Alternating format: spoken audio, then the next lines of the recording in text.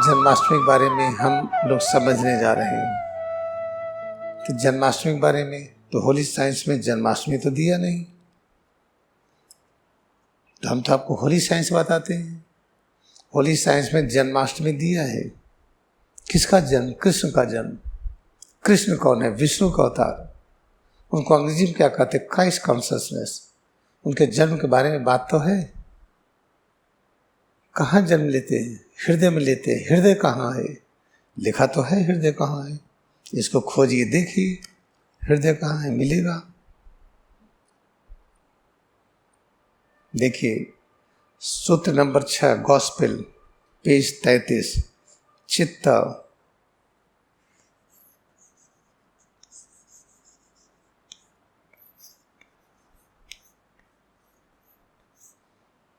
चित्त को हृदय कहते हैं। होली साइंस में है सूत्र नंबर 6 गॉस्पेल वेद पेज नंबर 33, ये वाला पब्लिकेशन। इसमें चित्त द हार्ट, तो कृष्ण भगवान तो है चित्त में, तो चित्त कहाँ है भाई? खोजो। चित्त से मानने के लिए क्या करना पड़ेगा? जिसको खोजने के लिए फिर क्रिया योग ध्यान करिए। क्रिया योग ध्यान क्या है? अपने में एकाग्रता है। अपने में एकाग्रता बढ़ाए, बढ़ाते बढ़ाते पता चला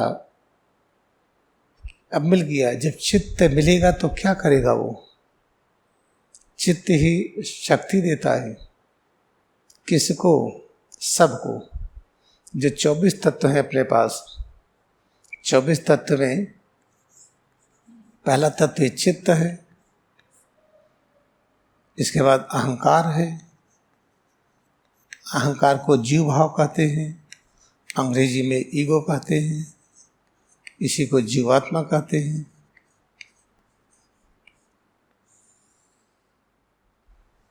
इसके बाद बुद्धि है, फिर मन है, फिर 10 इंद्रियां हैं और 5 तन्मात्रा है।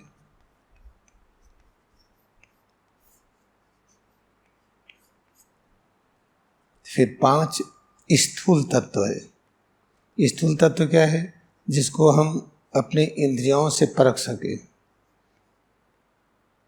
जैसे हम देखते हैं आसमान कितना ऊंचा है, हवा अनुभव करते हैं, प्रकाश, गर्मी, स्वाद और गंध। ये स्थूल तत्व में ये 5 आसमान, वायु, अग्नि, जल और पृथ्वी, तो टोटल मिला के 24 हुए। जो चित्त है ये सबको पोषित करता है। और चित्त शक्ति कहाँ से पाता है? चित्त से। चित्त क्या है? इसी को सत कहते हैं और इसी को ब्लिस कहते हैं, परम आनंद।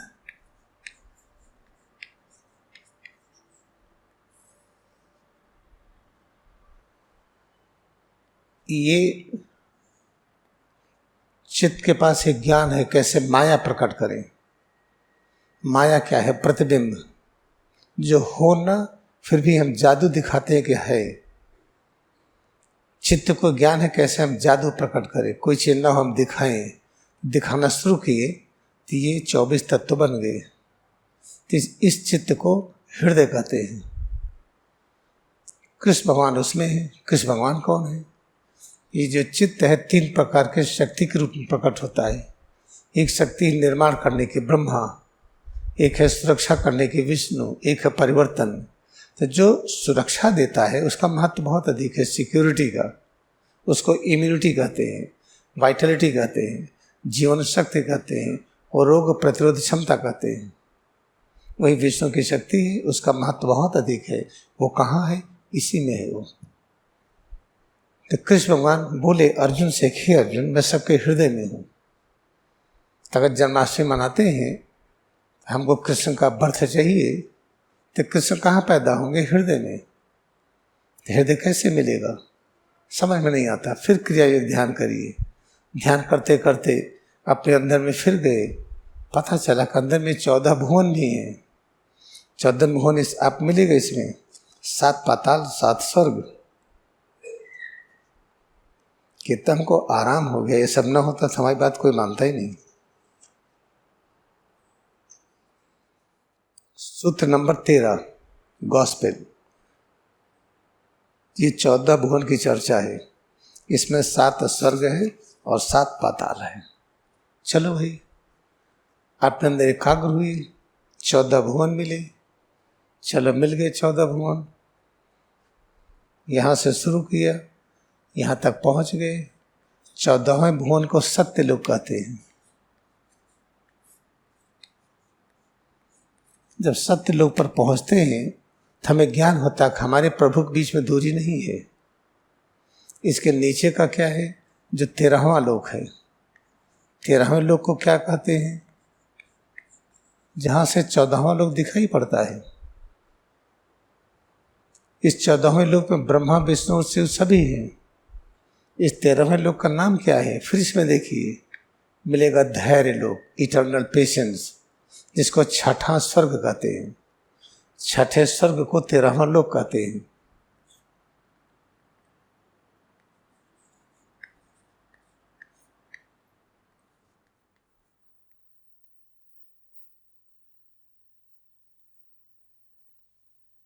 तो 6ठा स्वर्ग इसी को तपोलोक कहते हैं। तो अभ्यास करते करते करते करते एक दिन ऐसा आएगा, गर्मी आई, अरे गर्मी तो ज्ञान का स्रोत है, वाइटलिटी, इम्यूनिटी, शक्ति, आनंद का स्रोत है। ये पसीना निकल रहा है, अरे बहुत ही आनंद बरस रहा है। जाड़ा आई तो उसके बारे में भी यही धारणा, बरसात आया तो यही धारणा। 24 घंटे में सिर से पैर के अंगुली तक जितनी अनुभूतियाँ होती हैं, वो क्या है, वो परम शांति है, वही परम आनंद है। इतना अच्छा लगा कि इसकी कल्पना नहीं कर सकते हैं। तो किसी अनुभूति को हटाएंगे नहीं, उसके साथ रहेंगे और डेमोक्रेसी रहेगी, स्वतंत्रता रहेगी। वो अपने आप वो बदलना चाहे तो बदल ले, हम रोकेंगे नहीं। जो अनुभूति हो रही हमने रोका तो इसका मतलब राग किया, अटैचमेंट किया, तो द्वेष होगा अपने आप। जितनी अनुभूतियाँ हैं, जब पता चलता है अरे यही तो परम ज्ञान है, यही परम शक्ति है, यही शांति, यही आनंद है, तो हम 6ठे स्वर्ग में पहुंच गए हैं, जिसको 13वां लोक कहते हैं। फिर यहीं से आपको पता चलेगा, अरे कृष्ण भगवान ने जन्म ले लिया है, विष्णु की शक्ति प्रकट हो गई है। इसी को अष्टमी कहते हैं। यहीं से अनंत का दर्शन होता है। इसलिए 8 लिखने की परंपरा इस तरह से हुई है। अंग्रेजी में कहेंगे, हिंदी में क्यों नहीं हुई? हिंदी में भी चलिए देखते हैं 8 कैसे लिखा जाता है। ऐसे है, ऐसे है, ये है अनंत। ये जो गोला है ये भी अनंत को जाएगा। ये तो जैसे हम पोकलैन है तो जेसीबी है तो ट्रैक्टर है तो साइकिल है, सब में जो रचनाएं हैं अलग अलग आकार में होती ही कि नहीं? तो जो अलग अलग आकार में होती हैं, प्रत्येक अक्षर का एक मीनिंग होता है। ये सिंबल क्या करता है, एक जो गोल आकृति है इसी का एक पार्ट है ना, जिसको पूरा कैसे करेंगे, पूरा करेंगे तो क्या बनेगा, सर्किल बन जाएगा। जो सत्य लोक हो गया तो उसके पहले की स्थिति क्या है, कभी थोड़ा खाली है, पूरा जुड़ा नहीं। तो हम आगे तपोलोक में आ गए, तो अष्टमी में आ गए, कृष्ण भगवान का जन्म हुआ।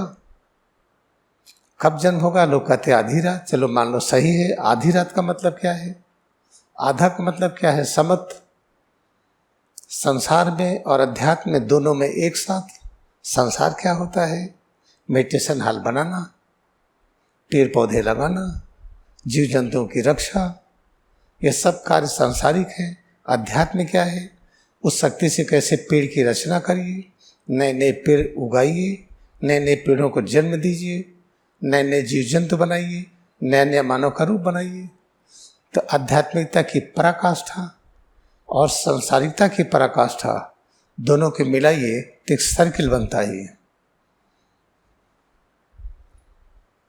और ये जब पता चल जाता है कि ये है, तो कहाँ से पता चलेगा, ये आग है, गर्मी लग रही है, पता चला हम यहाँ है, आग वहाँ है।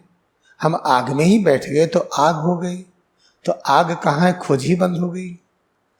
तो चूंकि ये 8 में ये सर्कल पूरा नहीं हुआ, इसे खोज जारी है। हम कहाँ तक पहुँचे हैं, 13वें लोक तक।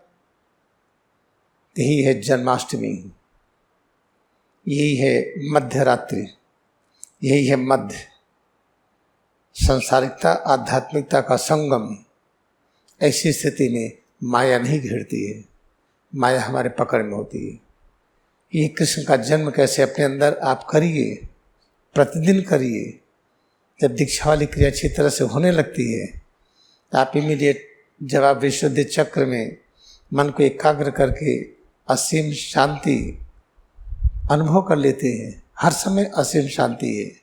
गर्मी लगी तब भी है, जाड़ा लगा तब भी है, भूख लगी तब भी है, खाना खाने के बाद भी है, प्यास लगी तब भी है, पानी पीने के बाद भी है।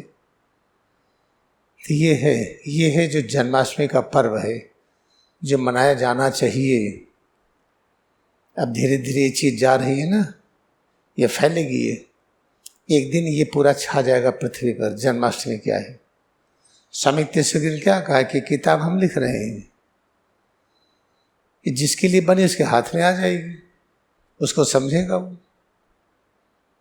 ऐसे ही हम भी करें। जो जन्माष्टमी के पर्व है, जितने पर्व भारत में मनाए जाते हैं, सबका अर्थ एक है, सबकी प्रविधि एक है। जो अलग अलग व्याख्या होती है ये गलत है।